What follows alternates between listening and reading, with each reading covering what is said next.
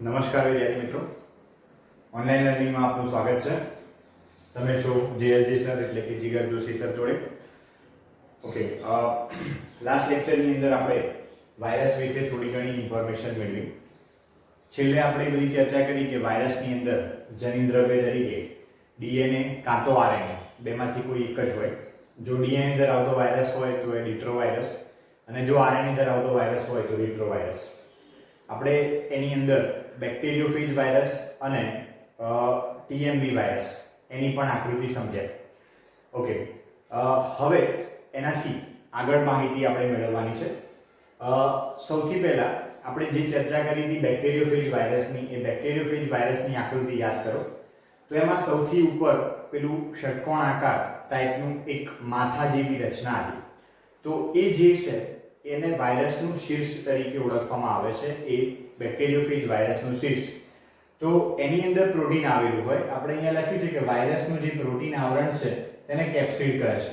નીચે ટીએમવી વાયરસની અંદર પણ આખી એક પોલાણ જેવી નળી જેવી રચના હતી ને એની અંદર પેલું આરએનએ હતું. તો આ બંને વાયરસ, ભલે બેક્ટેરિયોફેજ વાયરસ હોય, ટીએમવી વાયરસ હોય, ગમે તે, પરંતુ એની સૌથી બહારની બાજુએ એક આવરણ આવેલું હોય અને આ આવરણ એ હંમેશા પ્રોટીનનું બનેલું હોય અને પ્રોટીનના બનેલા આ આવરણને કેપ્સિડ તરીકે ઓળખવામાં આવે. કેપ્સિડ, જેની આપણે ઓલરેડી ચર્ચા કરી. અને તે ઘણા બધા નાના નાના એકમોનું બનેલું હોય. આ નાના નાના એકમો એને કેપ્સોમિયર તરીકે ઓળખવામાં આવે. એટલે કોનું બનેલું છે? તો કેપ્સિડ એ કેપ્સોમિયરનું બનેલું છે. તેના બંધારણમાં શું છે? પ્રોટીન. આ બધા પ્રશ્નો વિદ્યાર્થી મિત્રો ખાસ અગત્યના ઘણી બધી વાર પૂછાય છે કે સૌથી બહારનું આવરણ એમાં શું આવેલું હોય? તો પ્રોટીન આવેલું હોય. એ શેનું બનેલું હોય? તો કેપ્સોમિયરનું બનેલું હોય. ઓકે, બુકમાં આપેલું નથી પણ ઘણીવાર અમુક વાયરસ એની સૌથી બહારની સપાટી, આ કેપ્સિડ, એ કેપ્સિડની પણ બહારની બાજુએ એક બીજું પણ આવરણ હોય છે.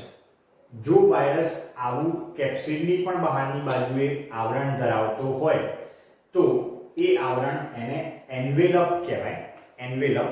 અને એન્વેલપ ધરાવતો વાયરસ એને એન્વેલોપ્ડ વાયરસ તરીકે ઓળખવામાં આવે. અને એન્વેલોપ ન ધરાવતો જે વાયરસ છે એને નોન એન્વેલોપ વાયરસ તરીકે ઓળખવામાં આવે. ટૂંકમાં એ આપણી બુકમાં આપેલું નથી પણ એન્વેલપ એટલે કેપ્સિડની પણ બહાર આવેલું એક આવરણ. ઓકે, ચલો ત્યારબાદ અહીંયા લખ્યું છે કે કેપ્સિડ એ કેપ્સોમિયર કહેવાતા નાના ઉપ એકમોનું બનેલું હોય છે. અને બેક્ટેરિયોફેજ વાયરસ અને ટીએમવી વાયરસ બંનેની અંદર આપણે જોયું હતું બેક્ટેરિયોફેજ વાયરસ જનીનદ્રવ્ય તરીકે શું ધરાવે છે? ડીએનએ ધરાવે છે. અને આ ટીએમવી વાયરસ જનીનદ્રવ્ય તરીકે શું ધરાવે છે? આરએનએ ધરાવે છે. તો ડીએનએ અને આરએનએ આ બંને ન્યુક્લિક એસિડ કહેવાશે. તો કેપ્સિડનું કામ શું છે? તો એની અંદર રહેલું જે ન્યુક્લિક એસિડ છે એને સુરક્ષિત કરવાનું કામ છે. કેપ્સિડ એ એની અંદર રહેલા ન્યુક્લિક એસિડને સુરક્ષિત કરતું હોય છે. એટલે ત્યારબાદ આ વિધાન લખ્યું છે કે કેપ્સિડ ન્યુક્લિક એસિડને સુરક્ષિત કરે છે. ન્યુક્લિક એસિડ તરીકે હવે તમને ખ્યાલ આવી ગયો હશે કે ન્યુક્લિક એસિડ તરીકે કાં તો ડીએનએ હોય કાં તો આરએનએ હોય, કોઈ પણ એક હોય વાયરસની અંદર. ઓકે, ચલો ત્યારબાદ આપણે લખ્યું કે કેપ્સોમિયર એ કુંતલમય હોઈ શકે અથવા બહુફલકીય હોઈ શકે. કેપ્સોમિયર કુંતલમય અને બહુફલકીય. કુંતલમય એટલે આ પ્રમાણે સીડી જેવી રચના, ગોળાકાર. આ પ્રમાણે ફરીથી બોલી રહ્યો છું. કુંતલમય એટલે આ પ્રમાણે સીડી જેવી રચના, ગોળાકાર, સ્પ્રિંગ જેવી રચના, આ રીતે. ઓકે, અને બહુફલકીય એટલે ષટકોણાકાર, પંચકોણાકાર, અષ્ટકોણાકાર, અને બહુફલકીય કહેવાય. બંને ઉદાહરણો તમારી સામે છે વિદ્યાર્થી મિત્રો બુકની અંદર કે કુંતલમય કેપ્સિડ ધરાવતો વાયરસ બરાબર ટીએમવી વાયરસ અને બહુફલકીય કેપ્સિડ ધરાવતો વાયરસ બરાબર બેક્ટેરિયોફેજ વાયરસ. એનું કેપ્સિડ તમે જોશો તો બહુફલકીય છે બેક્ટેરિયોફેજ વાયરસ, અને કેપ્સિડ ટીએમવી વાયરસનું જોશો તો એ કુંતલમય છે. ઓકે, તો ટૂંકમાં આટલી ઇન્ફોર્મેશન જે છે એ વાયરસના બંધારણ વિશે છે. હવે એનાથી આગળ તો વાયરસ દ્વારા કયા કયા રોગો થતા હોય છે? વાયરસ દ્વારા માનવીની અંદર ઘણા બધા રોગો થાય છે. વાયરસ એ માણસને બહુ ઓછી રીતે ઉપયોગી છે. બહુ ઓછી રીતે કેટલીક રસી ડેવલપ કરવા માટે વાયરસનો ઉપયોગ થતો હોય છે. બાકી વાયરસ એ મનુષ્ય માટે મોટે ભાગે નુકસાનકારક હોય છે અને એનાથી આપણને ઘણા બધા રોગો થતા હોય છે. ઓકે, વાયરસ દ્વારા થતા રોગો કયા કયા છે, એમને ઇંગ્લિશમાં શું કહેવાય અને કયા વાયરસ દ્વારા થાય એના વિશે આપણે સમજીએ. તો એક ગાલપચોડી આપણે જેને લાપોટિયું કહીએ છીએ, લાપોટિયું અથવા ગાલપચોડી એટલે શું? આપણો ગાલ એ ફૂલી જવું. કોઈએ જોરથી લાફો મારી દીધો હોય અને ગાલ કેવો ફૂલી જાય, બસ એ ટાઈપનો ફૂલી જવો ગાલ, એને ગાલપચોડિયું અથવા લાપોટિયું કહેવાય. આ એને ઇંગ્લિશમાં મમ્પ્સ તરીકે ઓળખવામાં આવે છે, મમ્પ્સ. અને એ જે વાયરસ દ્વારા થાય છે એ વાયરસને પણ મમ્પ્સ વાયરસ તરીકે ઓળખવામાં આવે છે. એકચ્યુઅલી ગાલપચોડિયું જે છે વિદ્યાર્થી મિત્રો, એ તમે આગળ ભણશો પાચન તંત્રવાળા ચેપ્ટરની અંદર કે આપણા પાસે ટોટલ 3 લાળ ગ્રંથિઓ છે. મનુષ્ય પાસે ટોટલ 3 લાળ ગ્રંથિઓ છે. 2 અહીંયા હોય એને અધોજીહવા કહેવાય અંદરની બાજુએ, 2 અહીંયા હોય જેને અધોહનુ કહેવાય અંદરની બાજુએ, અને એક અહીંયા હોય અને એક અહીંયા હોય એને ઉપકર્ણ ગ્રંથિ કહેવાય અંદરની બાજુ. ઉપકર્ણ ગ્રંથિ. તો ઉપકર્ણ ગ્રંથિ ઉપર જ્યારે મમ્પ્સ વાયરસ એનું ઇન્ફેક્શન લાગે ત્યારે ઉપકર્ણ ગ્રંથિ એ ફૂલી જવી એને લાપોટિયું અથવા ગાલપચોડું તરીકે ઓળખવામાં આવે છે. ઓકે, બીજા નંબરનો રોગ છે બળિયા, સ્મોલપોક્સ. એ સ્મોલપોક્સ વાયરસના કારણે થતો રોગ છે. બળિયા એ આપણો સ્થાનિક શબ્દ છે અને આપણે એના માટે બળિયાદેવની બાધા પણ રાખતા હોઈએ છીએ, બરોબર?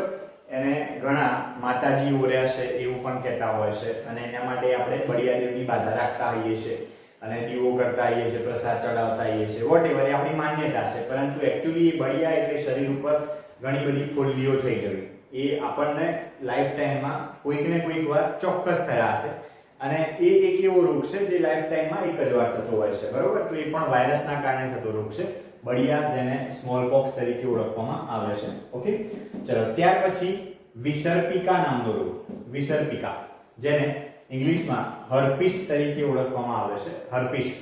અને આ હર્પીસ સિમ્પ્લેક્સ નામના વાયરસ દ્વારા થતો રોગ છે, હર્પીસ સિમ્પ્લેક્સ. હર્પીસની અંદર પણ બોડી ઉપર એકદમ ઝીણી ઝીણી લાલ રંગની ફોલ્લીઓ થઈ જતી હોય છે, ઝીણી ઝીણી લાલ રંગની ફોલ્લીઓ, એને હર્પીસ તરીકે ઓળખવામાં આવે છે. ઓકે, ત્યારબાદ એક રોગ છે શરદી સાથેનો ચેપી તાવ, શરદી સાથેનો ચેપી તાવ, જેને ઇન્ફ્લુએન્ઝા તરીકે ઓળખવામાં આવે છે. ઇન્ફ્લુએન્ઝા, જે ઇન્ફ્લુએન્ઝા વાયરસથી થતો રોગ છે.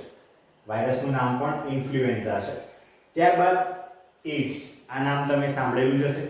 એઇડ્સ એટલે આખું નામ એનું આ પ્રમાણે થશે, એક્વાયર્ડ ઇમ્યુનો ડેફિશિયન્સી સિન્ડ્રોમ. દરેક શબ્દ એ આ રીતે છે, એ બરાબર એક્વાયર્ડ, આઈ બરાબર ઇમ્યુનો, ડી બરાબર ડેફિશિયન્સી, એસ બરાબર સિન્ડ્રોમ. તો આ એક રોગ છે જે એક પ્રકારનો એસટીડી છે. એસટીડી એટલે sexually transmitted disease. Sexually transmitted disease એટલે કે અસુરક્ષિત જાતીય સમાગમ દ્વારા ફેલાતો રોગ છે આ. ઓકે, તો એના વિશે તમે ડિટેલમાં ધોરણ 12 ની અંદર અભ્યાસ કરશો. પરંતુ આ એઇડ્સ નામનો જે રોગ છે એ જે વાયરસ દ્વારા થાય છે, એ વાયરસ એનું નામ છે એચઆઈવી વાયરસ. એચઆઈવી દ્વારા આ રોગ થતો હોય છે. એચઆઈવી નો મતલબ થાય હ્યુમન ઇમ્યુનો ડેફિશિયન્સી વાયરસ. ફરીથી, હ્યુમન ઇમ્યુનો ડેફિશિયન્સી વાયરસ બરાબર એચઆઈવી, એના દ્વારા એઇડ્સ નામનો રોગ થતો હોય છે. ઓકે, એ સિવાય આપણે ઘણા બધા રોગોને ઓળખીએ છીએ જે વાયરસ દ્વારા થતા હોય છે. જેમ કે એક બેના ઉદાહરણ અત્યારે હાલ જ જે છે કોરોના, એ એક પ્રકારનો વાયરસ છે. કોવિડ-19, બરોબર, એના દ્વારા અત્યારે તમે જાણો છો કે કેવા લક્ષણો થાય છે, ભાઈ શરદી છે, તાવ છે, ગળામાં દુખાવો છે, આ બધા એના લક્ષણો છે. કોવિડ-19 નામનો વાયરસ. ઓકે, પછી ભૂતકાળની અંદર પણ એક વાયરસે આ રીતે ઘણી તબાહી મચાવેલી, સ્વાઇન ફ્લૂ નામનો વાયરસ, બરોબર, જે H1N1 વાયરસથી થતો રોગ છે. સ્વાઇન ફ્લૂ રોગ છે, H1N1 નામના વાયરસથી થતો રોગ છે, બરોબર. તો ઇન શોર્ટ ઘણા બધા વાયરસ દ્વારા થતા રોગો છે જે મનુષ્યને નુકસાન કરતા છે અને મનુષ્યને હાનિ પહોંચાડે છે. ત્યારબાદ વાયરસ એકલો પ્રાણી સૃષ્ટિ માટે કે મનુષ્ય માટે નુકસાનકારક છે એવું નથી વિદ્યાર્થી મિત્રો. વનસ્પતિ સૃષ્ટિમાં પણ વાયરસ દ્વારા ઘણા બધા પ્રોબ્લેમ્સ થતા હોય છે, ઘણા બધા કોમ્પ્લિકેશન્સ આવતા હોય છે, ઘણા બધા રોગો થતા હોય છે. તો વાયરસ દ્વારા વનસ્પતિઓમાં કઈ કઈ અનિયમિતતાઓ થાય છે એના વિશે આપણે સમજીએ. તો વાયરસ દ્વારા વનસ્પતિની અંદર સૌપ્રથમ કિરમિર રચના નામની અનિયમિતતા, મોઝેક ફોર્મેશન, એટલે શું? ડિસ્કલરેશન થઈ જવું. આપણે એક રોગ જોયો, tobacco mosaic disease. Tobacco mosaic disease, તો ટોબેકો મોઝેક ડિસીઝ એટલે તમાકુનો કિરમિર રોગ. તો એમાં શું થાય? એના પર્ણો એ બ્રાઉનિશ કલરના થઈ જાય, ગ્રીન કલરનું ડિસ્કલરેશન થઈ બ્રાઉન કલર થઈ જાય, એને મોઝેક ફોર્મેશન કહેવાય, કિરમિર રચના કહેવાય. ઓકે, ત્યારબાદ પર્ણવલન. પર્ણવલન એટલે લીફ રોલિંગ તરીકે ઓળખવામાં આવે, એટલે કે પાંદડું છે આ પ્રમાણે, તો એ આ રીતે આમ ભૂંગળા જેવું વળી જવું, બીડા જેવું વળી જવું, એટલે લીફ રોલિંગ. ત્યારબાદ પર્ણકુંચન. પર્ણકુંચન એટલે લીફ કર્લિંગ, એટલે શું? તો પાંદડું જે છે એ એકદમ કરચલી વાળું થઈ જવું, કે જેથી આપણને આમ ઇસ્ત્રી કર્યા વગરના કપડાં અથવા તો આ કોઈ પેપર છે અને આપણે ડૂચો વાળી લઈએ એ ટાઈપનું કર્લિંગ એના ઉપર થઈ જાય પાંદડા ઉપર, તો એ પણ વાયરસના કારણે થતો રોગ છે. બીજું પાંડુવર્ણ. પાંડુવર્ણ એટલે યલોઇંગ, એટલે પર્ણો પીળા પડી જવા, એ પણ વાયરસના કારણે થતું હોય છે. શિરા સ્પષ્ટતા, વેઇન ક્લિયરિંગ, એટલે પર્ણની શિરાઓ એ સફેદ રંગની થઈ જવી અથવા ડિસ્કલરેશન થઈ જવું. એની શિરાઓ એટલે તમને ખ્યાલ જ હશે, આ પ્રમાણે પર્ણ છે સપોઝ કોઈ, તો એ પર્ણ એની અંદર વચ્ચોવચ્ચ એક પર્ણ મધ્ય શિરા હોય, પછી અહીંયા આમ સહાયક શિરાઓ એ બધું હોય, જાલાકાર શિરા વિન્યાસ. તો આ બધી શિરાઓ જે છે એ વ્હાઇટ રંગની અથવા તો કલર વિનાની થઈ જવી, એને વેઇન ક્લિયરિંગ તરીકે ઓળખવામાં આવે. પછી છે વામનતા, ડ્વાર્ફિઝમ, એટલે વનસ્પતિ થીંગણી રહી જવી, એની ઊંચાઈમાં વધારો ન થવો. ઓકે, પછી છે કુંઠિત વૃદ્ધિ, સ્ટન્ટ ગ્રોથ, સ્ટન્ટેડ ગ્રોથ. સ્ટન્ટેડ ગ્રોથ એટલે વનસ્પતિની વૃદ્ધિ અટકી જવી, બરોબર. એની અંદર નવા પુષ્પ, નવી શાખાઓ, ફળ, એ બધું નવું જે બનવું જોઈએ એ બને નહીં, તો એને વૃદ્ધિ કુંઠિત થયેલી કહેવાય. ઓકે, તો આટલી સુધીની જે માહિતી છે વિદ્યાર્થી મિત્રો એ વાયરસ વિશે છે. હવે એના જેવો જે બીજા બે મુદ્દા છે, વિરોઇડ્સ અને પ્રિયોન્સ. ઓકે, તો એમાં પહેલા આપણે વિરોઇડ્સ વિશે સમજીએ. વિરોઇડ્સ. ઓકે, વિરોઇડ્સ માટે બીજો શબ્દ વપરાય છે મુક્ત સંક્રમણ આરએનએ. મુક્ત સંક્રમણ આરએનએ. ઓકે, સમજો. સૌપ્રથમ વિરોઇડની શોધ વિશે આપણે ચર્ચા કરીએ. વિરોઇડની શોધ સૌપ્રથમ ટી.ઓ. ડાયનર નામના વૈજ્ઞાનિકે કરી હતી. ટી.ઓ. ડાયનર નામના વૈજ્ઞાનિક દ્વારા વિરોઇડ્સ શોધવામાં આવ્યા હતા. ઓકે, બેઝિકલી વિરોઇડ્સ શું છે? તો વિરોઇડ્સ એ વાયરસ કરતાં પણ નાના છે. વાયરસ કરતાં પણ નાના, એટલે આમ આપણે કદનો ઉતરતો ક્રમ બનાવીએ, બેક્ટેરિયા, વિરોઇડ્સ અને વાયરસનો કદનો ઉતરતો ક્રમ બનાવીએ તો સૌથી મોટા બેક્ટેરિયા, એના કરતાં નાના વાયરસ અને સૌથી નાના વિરોઇડ્સ, બરોબર. વાયરસ કરતાં પણ નાના છે અને એની લાક્ષણિકતા એ છે વિદ્યાર્થી મિત્રો કે એની અંદર ખાલી આરએનએ આવેલું હોય છે, માત્ર આરએનએ, અને એ બી ટૂંકો તંતુ, નાનો તંતુ, એસએસઆરએનએ. એસએસઆરએનએ એટલે સિંગલ સ્ટ્રેન્ડેડ આરએનએ, અને આ પણ ખૂબ ઓછો અણુભાર ધરાવતું આરએનએ. ફરી એકવાર, માત્ર આરએનએ ધરાવે છે. કેવું આરએનએ? એસએસઆરએનએ. અને આ એસએસઆરએનએ એ પણ કેવું હોય? તો ખૂબ ઓછો અણુભાર ધરાવતું હોય. ઓકે, ત્યારબાદ આ આરએનએ એ આજુબાજુ કોઈ પણ કવર એટલે કે આવરણ દ્વારા રક્ષિત ન હોય. ચલો, મતલબ આરએનએ કે ડીએનએ ની આજુબાજુ આવેલું વાયરસનું આવરણ હતું કેપ્સિડ, તો અહીંયા કેપ્સિડ પણ જોવા મળતું નથી. એટલે આ બધા પોઈન્ટ્સ યાદ રાખીશું ખાસ. એમાં પહેલો મુદ્દો એની શોધ વિશે છે. એની શોધ 1971 ની અંદર ટી.ઓ. ડાયનર દ્વારા કરવામાં આવી હતી. ઓકે, તે વાયરસ કરતાં પણ કદમાં નાના છે અને તે માત્ર મુક્ત આરએનએ નો નાનો તંતુ એસએસઆરએનએ ધરાવે છે. એસએસઆરએનએ મતલબ સિંગલ સ્ટ્રેન્ડેડ આરએનએ. ઓકે, અને આ આરએનએ એ ઓછો અણુભાર ધરાવતું હોય છે. સ્વાભાવિક છે કે નાનો તંતુ છે એટલે એની અંદર અણુભાર પણ ઓછો હશે. ઓકે, ત્યારબાદ એની અંદર પ્રોટીન તરીકે જે કેપ્સિડ આવેલું હોય, કેપ્સિડ આવરણ જે છે એનો ટોટલી અભાવ હોય છે. કેપ્સિડ હોતું નથી એટલે આરએનએ નો મુક્ત તંતુ ગણી લો તમે. આરએનએ નું મુક્ત તંતુ એ વિરોઇડ્સ તરીકે ઓળખાય. એમાં ડીએનએ ના હોય. આ ધ્યાન રાખીશું ખાસ વિદ્યાર્થી મિત્રો. વિરોઇડ્સ એ ક્યારેય ડીએનએ ધરાવતા નથી, ખાલી આરએનએ ધરાવે છે અને આરએનએ નું પણ મુક્ત તંતુ ધરાવે છે ખાલી. ઓકે, ચલો ત્યારબાદ એ બટાકાની અંદર ત્રાકમય ગ્રંથિલ રોગ માટે જવાબદાર છે. બટાકામાં ત્રાકમય ગ્રંથિલ નામનો રોગ સ્પિન્ડલ ટ્યુબર ડિસીઝ તરીકે ઓળખવામાં આવે. એટલે બટાકા એ ત્રાકાકાર થઈ જવા, ત્રાક જેવો આકાર થઈ જવો, આ પ્રમાણે બટાકા, તો એ સ્પિન્ડલ ટ્યુબર ડિસીઝ કહેવાય. એના માટે જવાબદાર આ છે વિરોઇડ્સ. ઓકે, ત્યારબાદ એ પ્રાણીઓની અંદર, ગાયની અંદર પણ એક રોગ પેદા કરે છે જેને મેડ કાઉ ડિસીઝ તરીકે ઓળખવામાં આવે છે. પ્રાણીઓમાં એક રોગ પેદા કરે છે જેને મેડ કાઉ ડિસીઝ તરીકે ઓળખવામાં આવે છે. અને મનુષ્યની અંદર પણ એ અમુક ઘાતક રોગ માટે જવાબદાર હોય છે. જે બધી નીટ લેવલની ચર્ચા છે, કુરુ નામનું ડિસીઝ છે વગેરે વગેરે, પણ આપણે એની અત્યારે ચર્ચા કરતા નથી. ખાલી આપણને એટલું ખબર હોવી જોઈએ કે વિરોઇડ્સ એટલે ખાલી આરએનએ ધરાવે, વાયરસ કરતાં પણ નાના હોય, કેપ્સિડ એની અંદર જોવા મળતા નથી, આરએનએ ઓછો અણુભાર ધરાવતું હોય છે અને એ અમુક રોગ માટે જવાબદાર છે. અને જેની બેસ્ટ ઉદાહરણ આપણને બુકની અંદર આપેલું છે જ કે બટાકામાં તંતુમય ગ્રંથિલ નામનો રોગ એના માટે જવાબદાર છે અને એની શોધ ટી.ઓ. ડાયનર દ્વારા કરવામાં આવી. ઓકે, ચલો આટલી માહિતી જે છે વિદ્યાર્થી મિત્રો એ છે વાયરસ અને વિરોઇડ્સ વિશે. હવે આપણે આગળ સમજીશું.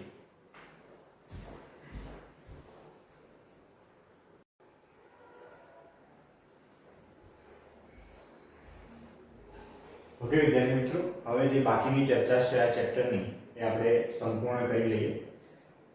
તો આપણે લાસ્ટમાં જોયું કે વિરોઇડ્સ એ કેવા હોય છે. ઓકે, હવે વિરોઇડ્સ સિવાયના સજીવો કે જે વિટેકર દ્વારા સમાવિષ્ટ કરવામાં ન આવ્યા હતા એમને સમજીએ, જેને પ્રિયોન્સ અથવા પ્રાયોન્સ તરીકે ઓળખવામાં આવે છે. પ્રિયોન્સ અથવા પ્રાયોન્સ, સ્પેલિંગ થાય છે PRIONS, પ્રિયોન્સ અથવા પ્રાયોન્સ. ઓકે, આને બીજા શબ્દોમાં ધીમા વાયરસ તરીકે ઓળખવામાં આવે છે, ધીમા વાયરસ. અને આ સૌથી નાના પ્રોટીનયુક્ત સંક્રમણકારકો છે. સૌથી નાના પ્રોટીનયુક્ત સંક્રમણકારક મતલબ એ વિરોઇડ્સ કરતાં પણ નાના છે. વિરોઇડ્સ કરતાં પણ નાના છે આ પ્રિયોન્સ. અને તે શું ધરાવે છે? તો માત્ર પ્રોટીન ધરાવે છે, બીજું કંઈ ધરાવતા નથી. એમના પાસે કોઈ પણ પ્રકારનું ન્યુક્લિક એસિડ પણ હોતું નથી. એટલે પ્રોટીન ધરાવતા સૌથી નાના સંક્રમણકારકો છે. ઓકે, બીજી વાત કરીએ એના વિશે તો આધુનિક ઔષધિકીમાં ચોક્કસ ચેપ ધરાવતા ચેતાકીય રોગો જેને ન્યુરોલોજિકલ ડિસીઝ અથવા ડિસઓર્ડર તરીકે ઓળખવામાં આવે છે, જે અસામાન્ય રીતે ઘડીમય પ્રોટીનથી બનેલા વાહક દ્વારા ફેલાતો જોવા મળ્યો હતો. મતલબ કે આધુનિક મેડિકલ સાયન્સ જે છે આપણું, એ મેડિકલ સાયન્સની અંદર ડોક્ટરોને અમુક રોગોમાં એવું માલુમ પડ્યું કે અમુક ચેતાકીય રોગો, ન્યુરોલોજિસ્ટ જે ડોક્ટર હોય એ ન્યુરોલોજિસ્ટ ડોક્ટર એ ન્યુરોલોજિકલ ડિસઓર્ડરને સમજતા હોય, એની ટ્રીટમેન્ટ કરતા હોય. ન્યુરોલોજિકલ ડિસઓર્ડર એટલે ચેતાકીય રોગો, ડિસીઝ પણ કહેવાય. ચેતાકીય રોગો મગજ છે, કરોડરજ્જુ છે અને એની ચેતાઓ છે, એને લગતા જે રોગો હોય એને ન્યુરોલોજિકલ ડિસઓર્ડર કહેવાય. ચેતાકોષ વિશે તમે જાણતા હશો વિદ્યાર્થી મિત્રો, તો એ ચેતાકોષોને નુકસાન થવું, કોઈકના કોઈક રીતે એ નષ્ટ થવા અથવા તો એ વિઘટિત થવા અથવા તો ખંડિત થવા, એના કારણે જે રોગો ઊભા થતા હોય છે એને ન્યુરોલોજિકલ ડિસઓર્ડર તરીકે ઓળખવામાં આવે છે. તો અમુક રોગો આવા ન્યુરોલોજિકલ ડિસઓર્ડર એ વૈજ્ઞાનિકોને માલુમ પડ્યું કે એક ઘડીમય પ્રોટીન, મિસફોલ્ડેડ પ્રોટીન, ઘડીમય પ્રોટીન મતલબ કે એવું ઘડિયું ધરાવતું ખાલી પ્રોટીન જ, આ પ્રમાણે લાઈક તમે આ રીતે ગણી શકો કે પછી આ રીતે ગણી શકો વગેરે કોઈ પણ ઘણીમય પ્રોટીન આવા રોગોના ફેલાવા માટે જવાબદાર હતું. એ ચેપી કારક હતું, આવા રોગોને ફેલાવવા માટે જવાબદાર હતું. તો એ રોગો ન્યુરોલોજિકલ ડિસઓર્ડર એ આવા સંક્રમણ કારકો દ્વારા ફેલાતા જોવા મળ્યા સૌપ્રથમ. તો આવા રોગો અથવા તો આવા ન્યુરોલોજિકલ ડિસઓર્ડર એ આવા મિસફોલ્ડેડ પ્રોટીન દ્વારા ફેલાતા જોવા મળ્યા સૌપ્રથમ, અને મિસફોલ્ડેડ પ્રોટીન એ પ્રિયોન્સ અથવા પ્રાયોન્સ તરીકે ઓળખાયા. ઓકે, ચલો ત્યારબાદ આ વાહક એ વાયરસ જેટલું જ કદ ધરાવતો હતો. વાયરસ જેટલું જ કદ ધરાવતો હતો. મતલબ ઘણીવાર અમુક પ્રિયોન્સ જે છે એની સાઈઝ એ વાયરસ કરતાં પણ નાની હોય છે, પરંતુ આપણે બુકની ઇન્ફોર્મેશનને વળગી રહીશું તો પ્રિયોન્સ એ વાયરસ જેટલું કદ ધરાવતા હોય છે. વાયરસ જેટલું જ કદ ધરાવતા હોય છે તે પ્રિયોન્સ તરીકે ઓળખાયા. ઓકે, હવે એક રોગનું નામ આપેલું છે વિદ્યાર્થી મિત્રો આપણને, BSE, બોવાઇન સ્પોન્જીફોર્મ એન્સીફેલોપેથી. ફરીથી બોલું છું, બોવાઇન સ્પોન્જીફોર્મ એન્સીફેલોપેથી. આ એક રોગ છે જે ન્યુરોડીજનરેટિવ ડિસઓર્ડર છે. ન્યુરોડીજનરેટિવ ડિસઓર્ડર મતલબ કે આપણા ન્યુરોન્સ એટલે ચેતાકોષો પર અસર કરતો રોગ છે. કોમન આને BSE કહેવાય. કોઈ પણ સજીવની અંદર આને BSE કહેવાય. પર્ટિક્યુલર ઉચ્ચ કક્ષાના જે સજીવો છે, સુવિકસિત ચેતાતંત્ર ધરાવતા સજીવો, એમની અંદર આ રોગ માટે BSE શબ્દ વપરાશે, બોવાઇન સ્પોન્જીફોર્મ એન્સીફેલોપેથી. આ રોગ એની અંદર આપણા જે ચેતાકોષો છે એને નુકસાન થાય છે, અને એને નુકસાન થવાથી આપણા મગજને અને કરોડરજ્જુને નુકસાન થવાથી આપણા બિહેવિયરમાં ચેન્જીસ આવતા હોય છે. આપણી વાતચીત કરવાની સ્ટાઇલ, ચાલવાની સ્ટાઇલ જે છે, આપણું વિચારવાની ક્ષમતા જે છે, આ બધાની અંદર ચેન્જીસ આવતા હોય છે. પર્ટિક્યુલરલી કેટલ્સ જે છે, કેટલ્સ એટલે દુધાળા પશુઓ જેની અંદર ગાય મુખ્ય છે, એમાં આ રોગ જો થાય તો એને મેડ કાઉ ડિસીઝ તરીકે ઓળખવામાં આવે. મેડ કાઉ ડિસીઝ, બરોબર, એ ગાયમાં જ થાય છે એવું નથી, દુધાળા પ્રાણીઓની અંદર આ જોવા મળે છે. પરંતુ એને જો દુધાળા પ્રાણીઓમાં જોવા મળે તો એને મેડ કાઉ ડિસીઝ તરીકે ઓળખવામાં આવે છે. અને એમાં પણ ચાલવાની અનિયમિતતાઓ છે, પછી અમુક બાજુ વળવાની અનિયમિતતાઓ છે, ઉઠવા બેસવાની અનિયમિતતાઓ છે, બિહેવિયરલ એબનોર્માલિટીઝ છે, વર્તણૂકીય વિવિધતાઓ છે, આ બધા એના સિમ્પટમ્સ છે. ઓકે, ચલો ત્યારબાદ અહીંયા લખ્યું છે મેં કે સામાન્ય રીતે પશુઓમાં એટલે કે કેટલ્સ એની અંદર મેડ કાઉ ડિસીઝ તરીકે ઓળખવામાં આવે છે. મેડ કાઉ ડિસીઝ. અને મનુષ્યની અંદર એના માટે નામ છે CJD. C એનું આખું નામ થાય ક્રુટ્સફેલ્ટ. એને બુકની અંદર CR એવા શોર્ટ ફોર્મ તરીકે રજૂ કર્યું છે. જે મતલબ જેકોબ અને D એટલે ડિસીઝ. ક્રુટ્સફેલ્ટ જેકોબ ડિસીઝ તરીકે ઓળખવામાં આવે છે મનુષ્યની અંદર. અને મનુષ્યમાં પણ તે બિહેવિયરલ એબનોર્માલિટીઝ પેદા કરતું હોય છે.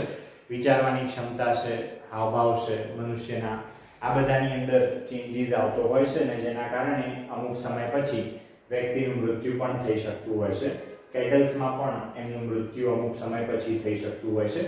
એટલે ટૂંકમાં આ જે છે એ ખૂબ જ ભયંકર પરિસ્થિતિ છે મનુષ્યની અંદર અને કેટલ્સની અંદર, જે પ્રિયોન્સ દ્વારા થતી હોય છે.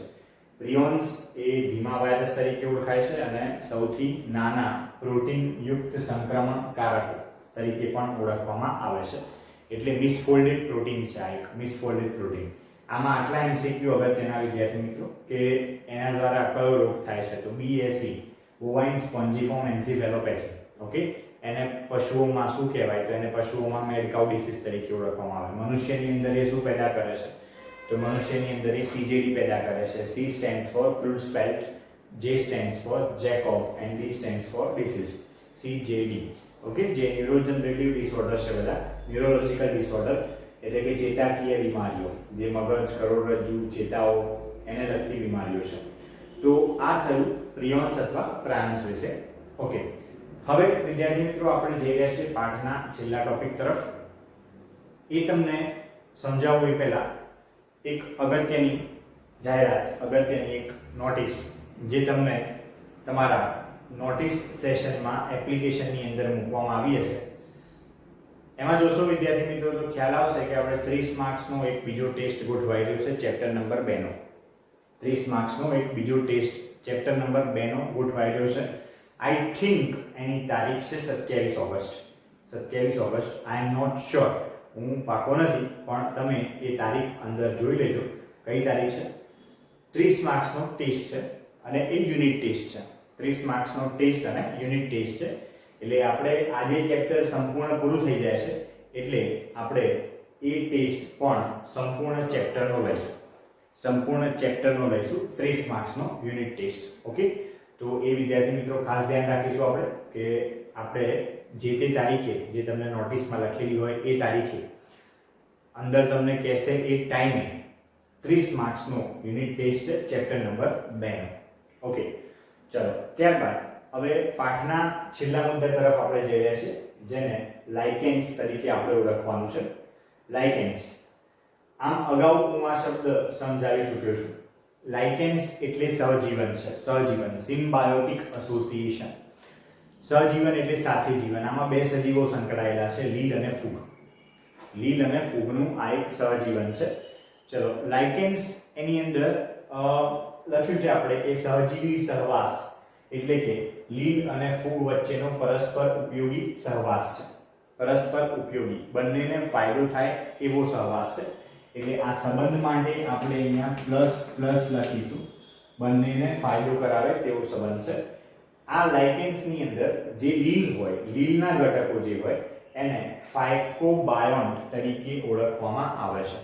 ફાયકોબાયોન્ટ, લીલના ઘટકો. લીલનો પર્ટિક્યુલર એક પણ ઘટક જે પણ જગ્યાએ આવેલો હોય એ ફાયકોબાયોન્ટ તરીકે ઓળખાશે અને ફૂગના ઘટકો એને માઇકોબાયોન્ટ તરીકે ઓળખવામાં આવે છે. ફૂગ એટલે આપણે માઇકોટા સૃષ્ટિ સમજ્યા, બરાબર? માઇકોટા એના ઉપરથી માઇકોબાયોન્ટ શબ્દ છે અને પેલું ફાયકોબાયોન્ટ શબ્દ છે લીલ માટેનો. આ ખાસ ધ્યાન રાખીશું. ફરીથી, લીલના ઘટકો બરાબર ફાયકોબાયોન્ટ, ફૂગના ઘટકો બરાબર માઇકોબાયોન્ટ. ઓકે, હવે વિદ્યાર્થી મિત્રો તમે જાણો છો કે લીલ એ પોષણની દ્રષ્ટિએ સ્વયંપોષી છે. એટલે આ બંનેમાંથી જે ફાયકોબાયોન્ટ ઘટકો છે એ કેવા હોય? તો એ સ્વાભાવિક છે કે સ્વયંપોષી હોય, બરાબર? અને એનું કામ શું? તો એનું કામ છે કે ફૂગના ઘટકો માટે ખોરાક તૈયાર કરશે. એટલે અહીંયા લખ્યું છે કે ફાયકોબાયોન્ટ એ સ્વયંપોષી છે, તે ફૂગ માટે ખોરાક તૈયાર કરે છે. ઓકે, ત્યારબાદ માઇકોબાયોન્ટની વાત કરીએ તો માઇકોબાયોન્ટ એટલે ફૂગના ઘટકો કહેવાશે અને ફૂગના ઘટકો એ આપણને ખબર છે કે કોઈ પણ પ્રકારની ફૂગ હોય એ પોષણની દ્રષ્ટિએ હંમેશા વિષમપોષી હોય છે અને વિષમપોષી હોવાના કારણે એ પોતાનો ખોરાક જાતે તૈયાર કરી શકતી નથી, જેથી ફૂગના ઘટકો એમને તૈયાર ખોરાક લીલ પૂરો પાડે છે. એ સ્વાભાવિક વાત છે. પરંતુ આ ફૂગના ઘટકો એ લીલને શું આપશે? તો ફૂગના ઘટકો લીલને ત્રણ વસ્તુ આપશે. એક તો આશ્રય, રહેવા માટેની જગ્યા. બીજું શોષિત દ્રવ્યો. શોષિત દ્રવ્યો એટલે જમીનમાંથી જે પોષક દ્રવ્યોનું શોષણ કરશે એ. અને ત્રીજું પાણી. આ ત્રણ બાબતો, આશ્રય, શોષિત દ્રવ્યો અને પાણી પૂરું પાડે છે માઇકોબાયોન્ટ. માઇકોબાયોન્ટ જે વિષમપોષી છે, આ ત્રણ ઘટકો એ લીલને પૂરા પાડે છે. એટલે અહીંયા ખાસ અગત્યનું છે વિદ્યાર્થી મિત્રો કે લીલના ઘટકો એ ફાયકોબાયોન્ટ જે ખોરાક બનાવશે, ફૂગને પૂરો પાડશે અને ફૂગના ઘટકો એ માઇકોબાયોન્ટ જે આશ્રય, બીજું શોષિત દ્રવ્યો અને પાણી એ લીલને પૂરું પાડશે. ઓકે, તો ટૂંકમાં અહીંયા બંને સજીવોનો પરસ્પર ફાયદો છે અને ફાયદો હોવાથી આ સહજીવી સહવાસ, સિમ્બાયોટિક એસોસિએશન પ્લસ પ્લસનો સંબંધ તરીકે ઓળખાય છે. ઓકે, બીજું કે લાઇકેન્સ કોઈ પણ હોય એને આપણે બહારથી જોઈએ તો આપણને એવું ન લાગે, ખ્યાલ ન આવે કે આની અંદર લીલ અને ફૂગ એ બંને સમાયેલા છે. એટલે આ એક અદ્ભુત કલાકારી છે. અદ્ભુત કલાકારી છે કે જેથી આપણને બહારથી જોતા સ્વપ્ને પણ ખ્યાલ આવતો નથી, કલ્પના પણ કરી શકતા નથી કે આની અંદર લીલના ઘટકો અને ફૂગના ઘટકો બંને આવેલા હશે. એ બુકની અંદર લખેલું છે અને લાસ્ટ સેન્ટેન્સ બુકની અંદર લખેલું છે કે લાઇકેન્સ એ ખૂબ જ સારા પ્રદૂષણ સૂચકો છે. ખૂબ જ સારા પ્રદૂષણ સૂચકો છે લાઇકેન્સ. પોલ્યુશન ઇન્ડિકેટર્સ એટલે શું વિદ્યાર્થી મિત્રો? તો લાઇકેન્સ એના વિશે એક ખાસ અગત્યનો મુદ્દો આ છે કે તે પ્રદૂષિત વાતાવરણમાં ક્યારેય વિકાસ પામતા નથી. મતલબ કે જે વાતાવરણની અંદર sulphur dioxide, nitrogen oxide, carbon monoxide જેવા ઝેરી વાયુઓ હોય, જે વાતાવરણને પ્રદૂષિત કરતા હોય, આવા બધા વાતાવરણની અંદર આ લાઇકેન્સ એ ક્યારેય ઉગતા નથી. તો મતલબ કે કોઈ જે તે એરિયા છે, માની લો એ એરિયાની અંદર પહેલા લાઇકેન્સ જોવા મળતા હતા અને હવે લાઇકેન્સ જોવા મળતા નથી. તો એનું કારણ એ પણ હોઈ શકે કે ત્યાં પ્રદૂષણની માત્રામાં વધારો થયો હોય. બરોબર. તો ટૂંકમાં એ પોલ્યુશન ઇન્ડિકેટર છે. લાઇકેન્સ એ જો ઉગેલા છે તો સમજી લેવું, લાઇકેન્સ જો હયાત છે તો સમજી લેવું કે વાતાવરણ એ ખૂબ જ સારું છે, પોલ્યુશન ફ્રી છે.